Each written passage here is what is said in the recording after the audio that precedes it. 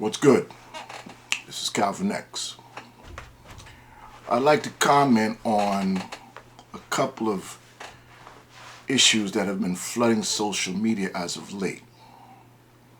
One of them is dear brother Shannon Sharpe, and the other is Deion Sanders' son, Shedeur Sanders. I'm going to start with Shannon Sharpe. Let me begin with him by saying, Brother Shannon, I wish you luck in this one, man. I'm pulling for you. You're not the first brother to get caught up like this, and I'm almost certain you won't be the last. I'm very disappointed in how many black people jumped on the bandwagon against you and started talking as if you did something wrong. Blaming you for having intimacies with a white woman. She's younger than you, but so what? She's of legal age. You did nothing wrong, brother. That white woman is of legal age. But black people are in an uproar because you, as a black millionaire, had intimacies with a white woman that's broke and younger. I wonder how much black people would have had to say if it was a black woman doing it to you, trying to burn you for your money, and she was younger. You know, gold diggers come in all ethnicities, not just white.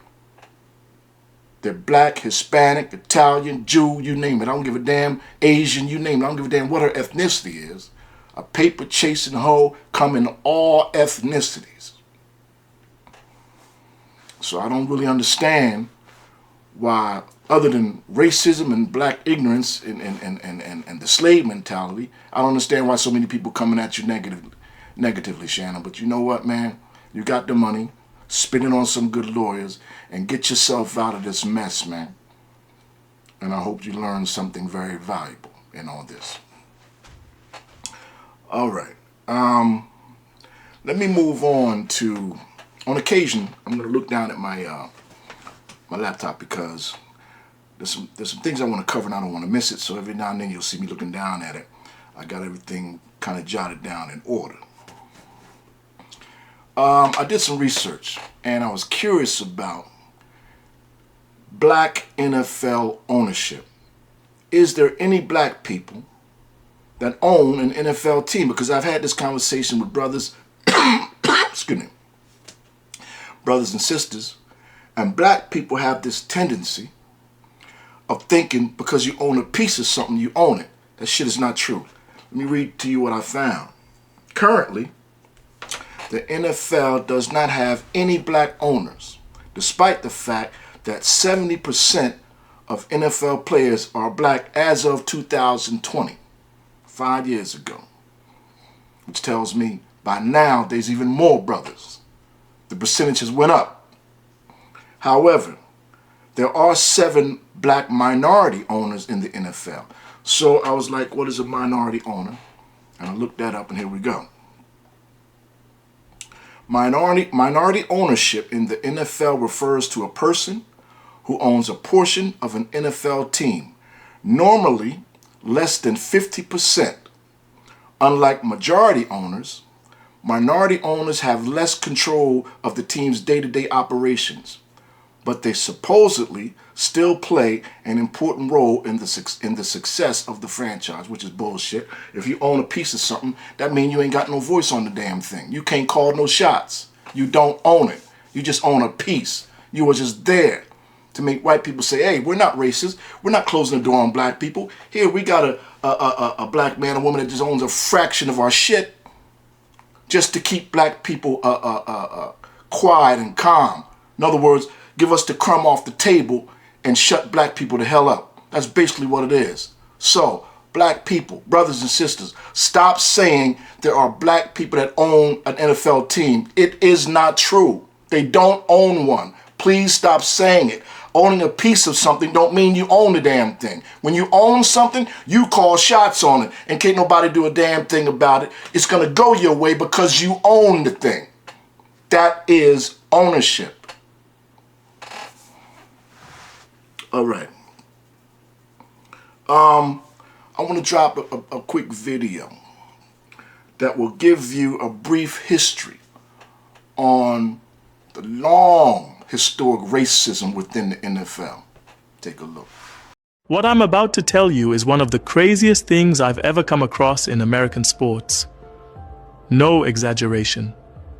Let's talk about the NFL, not just touchdowns and trophies, but the untold racial history that's almost too shocking to believe. Did you know the NFL had to be integrated not once, but twice? In the 1920s, black players were tolerated, and I use that word loosely. Never more than 2 per team. Some teams had none at all, and then, suddenly, 0. The league quietly cut every single black player, no official rule, just a so-called gentleman's agreement. Yeah, that kind of gentleman, and here's where it gets darker. George Halas, Bears founder, swore he'd never again play with black athletes after being beaten by them on the field. The New York Giants? They've never had a black head coach, not once.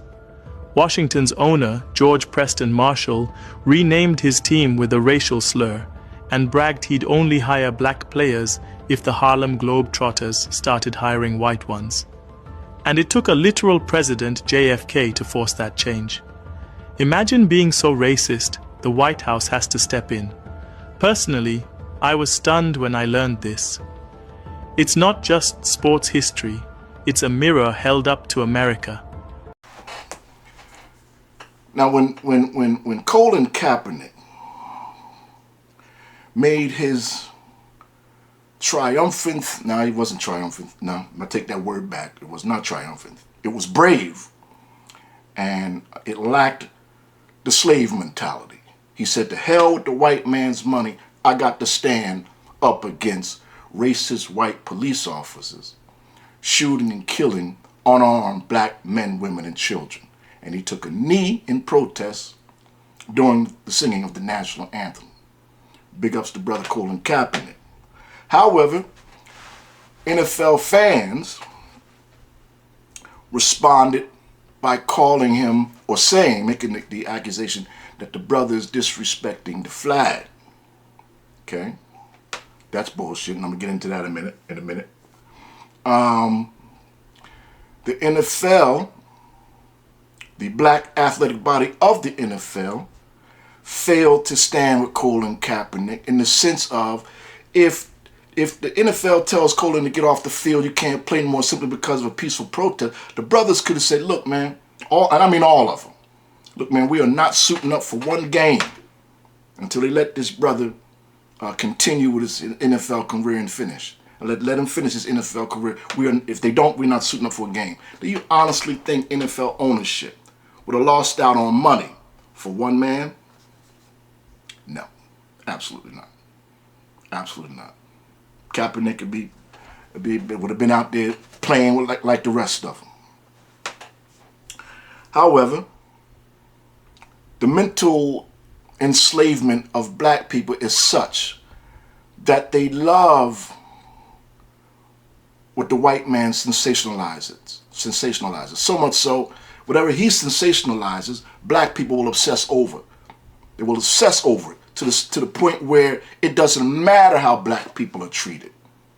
They will still support the NFL or whatever organization that they're obsessed over. They will still support it because they love it more than they love themselves. Now, as far as Kaepernick disrespecting the flag, which is complete bullshit, let me read to you, what the colors mean in the flag. Red symbolizes strength and valor, which Kaepernick showed in his protest. Yes, he did. Bravery too. The white symbolizes purity and innocence. Kaepernick was innocent of any wrongdoing. He was well within his right to protest the way he did. And the blue symbolizes vigilance, perseverance, and justice. Kaepernick, the whole reason for his protest was for justice. That was the keynote. That was the bottom line. Justice for his brothers and sisters. And ever since Kaepernick was ostracized from NFL contingency, every time I couldn't look at a football game, NFL football game no more, without seeing black athletes as just a bunch of slaves running up and down the plantation to give the white slave masters some numbers. I couldn't look at it any other way anymore. And I never looked at a game ever since 2017 when Colin Kaepernick was kicked out of the NFL. I never watched the game since, not in privacy in my own home. And if I'm in somebody else's home or in a sports bar somewhere, I try to pay it as less of attention as I can because I have absolutely no interest. I threw away an NFL starter jacket that I had for the same reason. I want no part of the NFL. And yet, here they go again with Deion Sanders' son, Shedeur. Now, I have an idea what pissed the NFL off, the ownership, you know. When Deion Sanders sat with talk show host, oh my goodness, what's her name? It'll come to me. It'll come to me. I just can't remember at the moment. But anyways, his sister. And what he said on the show is that he will not allow his son to play for certain teams. Tamron Hall, that's her name. Tamron Hall. He was on the Tamron Hall talk show. And he said he's not going to allow his son to play for certain teams. NFL white ownership don't like a black man being in control of nothing, not even his own son's NFL career.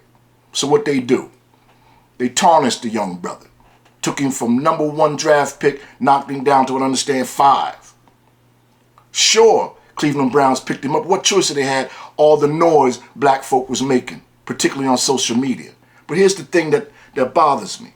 Black people got in an uproar about Shedeur Sanders being denied the right to be a slave for the NFL, but not a peep, not a word from black people when Colin Kaepernick took a knee in protest of the murder of black people.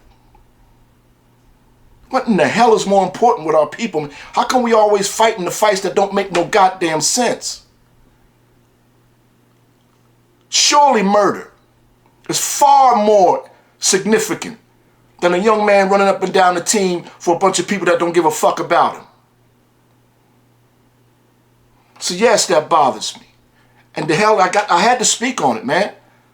Because I really don't know sometimes what the hell black people are looking at when they see blatant racism cold in their face. And the reason it continues is because black people collectively don't do a damn thing about it. I'll give you an example. I'm going to go back to Martin Luther King again.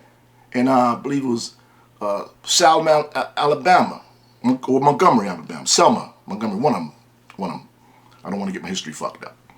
But the bus company wouldn't allow brothers and sisters to sit where the hell they want to. And if you sat in the front, you had to get your seat up for a white person. And King told his people, with the help of his advisors, to don't ride the bus no more. Walk to work or carpool. And that's what black people did. And their reluctancy to ride the bus or boycott the bus company, it devastated their bottom line. Their financial influx was broken down to damn near nothing. And what did the bus company do? All right, black people, get on the bus. You can sit where you like. So why do I bring this up? Because racist white corporations don't give a damn about black people. They give a damn about their money. So if they disrespect us, what the hell are we going to do? Just sit there and keep kissing their ass while they spit in our face? How far is that getting us? We got to wake up, man, as a race of people and stop this deeply embedded, unchecked slave mentality. We have to take a good look at ourselves, man, because we always fighting the wrong fights. Now, you know, just to put more on the racism shown to Deion Sanders and his brother, and his son Shedeur, I'm gonna drop this one video that briefly explains that there was another retired white NFL player who has 2 sons. And he did the exact same thing Deion did. Take a look. But what if I told you the NFL just saved himself from a crazy reaction behind this Shedeur Sanders controversy? See, the Browns just selected Shedeur late in the draft at a time when people didn't expect it, and the claims were the teams were mad because he tried to dictate where he wanted to go, and that made them feel small. They were implying that Deion Sanders, the father of Shedeur Sanders, was trying to dictate where he went. But the problem is there was somebody who did the exact same thing, another NFL player by the name of Archie Manning. Now, I'll break down the Archie Manning and Deion thing in a second, but the straw that broke the camel's back was the pick of this guy, and I explain. See, Archie Manning had a son called Eli Manning and Peyton Manning. When Eli Manning came out, Archie Manning made it clear he did not want him to play for the San Diego Chargers and ended up getting him to play for the Giants. Now, at the time, nobody made a big fuss about it at all. But when Deion Sanders, Shedeur's father, somewhat did the exact same thing, they said the NFL was rubbed the wrong way. All right. Let me just end with this. Look here, man. Racism in this country, or should I say, how black people are treated, how black people are racially discriminated against in this country, it will continue so long as black people display cowardice in the face of it. If you're not going to do nothing about it, then expect more of it. It's really that simple.